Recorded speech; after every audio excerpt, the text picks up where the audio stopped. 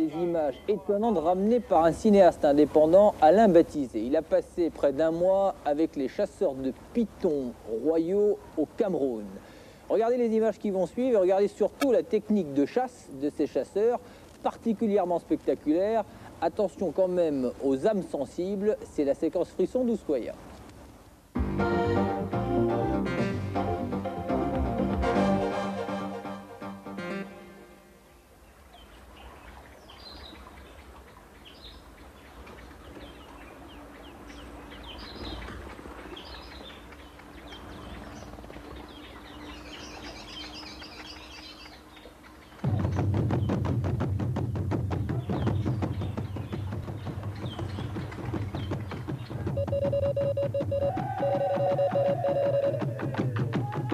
Depuis toujours, les habitants de Mbao, petit village perdu dans la savane camerounaise, chassent le moque d'arrêt, c'est-à-dire le python géant.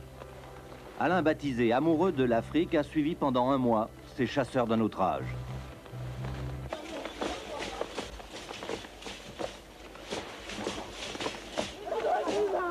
Premier travail pour les hommes de Mbao, la recherche des traces fraîches du monstre. Seuls les pythons de grande taille les intéressent.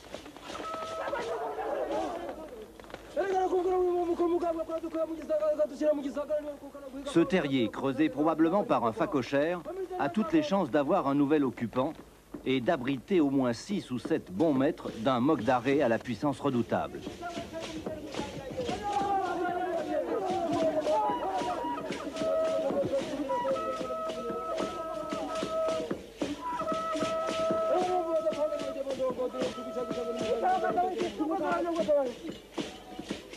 Les œufs agglutinés par la bave de l'animal, découverts près d'une des issues de la tanière, prouvent que les pisteurs ne se sont pas trompés.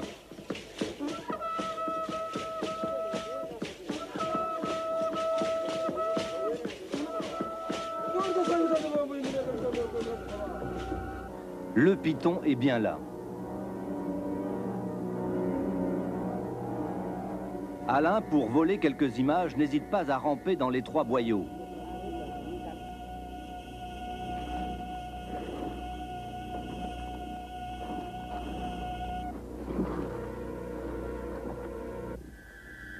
C'est risqué. Le python est là, enroulé sur lui-même, digérant sans doute depuis plusieurs jours ou plusieurs semaines la proie qu'il a gobée.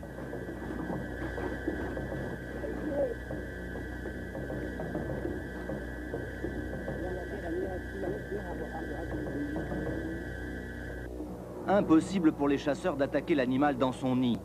Il faut l'asticoter pour le faire sortir et le clouer d'un seul coup de saguet.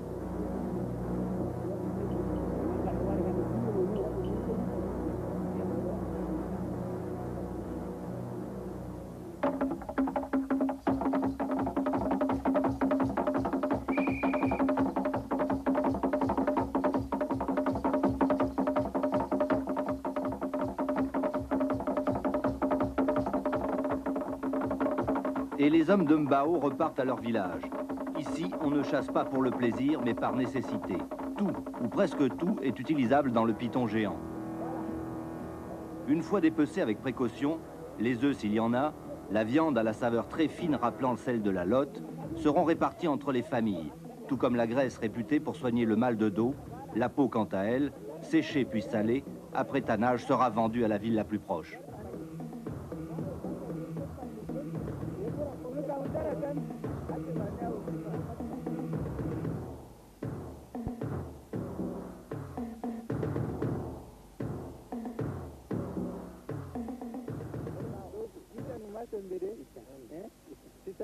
Parmi les techniques de chasse, il en est une particulièrement impressionnante, la méthode Gbaya, ancestrale. Elle consiste pour le pisteur à pénétrer dans le terrier du python et à se faire avaler volontairement la jambe, l'appât humain. Un peu comme si vous tentiez de pêcher le congre ou la murène avec votre bras.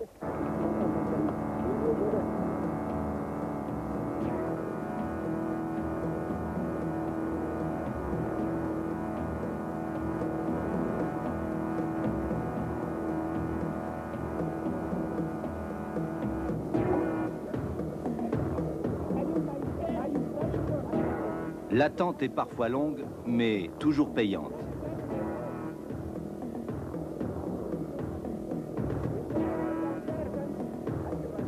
Voilà, c'est fait. Le serpent a mordu à l'hameçon. L'homme sans sa jambe disparaître centimètre par centimètre, englouti peu à peu par l'animal.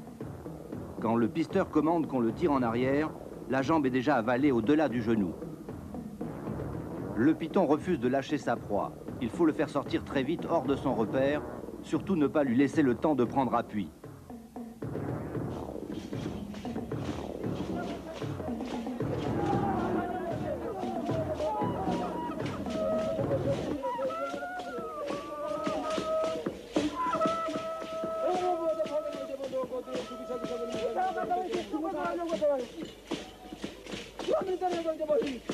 La tête pourtant tranchée, le corps du serpent va onduler encore 1 heure, se rassembler comme s'il pouvait encore attaquer.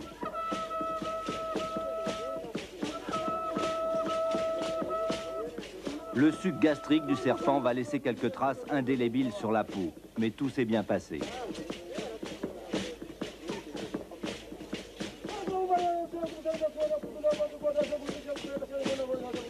Coutume de chasse très éprouvante, héritage des guerriers nus qui sillonnaient autrefois la brousse, la lance à la main, c'est cette étonnante Afrique que le cinéaste Alain Baptisé a choisi de montrer dans ses films, avec réussite il est vrai.